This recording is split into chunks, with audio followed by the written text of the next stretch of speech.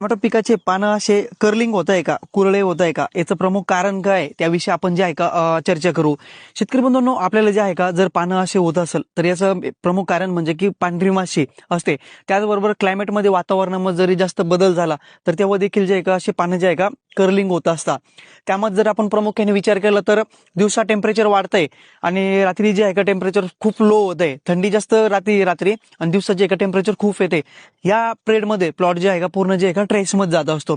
तर त्यासाठी आपल्याला जे आहे का केमिकलमध्ये जर आपण विचार केला त्याचा तर एक फवारणी सांगणार आहे. त्यामध्ये आपल्याला घ्यायचं आहे टाटा कंपनीचे जे क्लॅस्टो आहे. क्लॅस्टो घ्यायचे आहे आपल्याला एक साधारणपणे 20 लिटर पंपसाठी 20 ग्रॅम पर्यंत.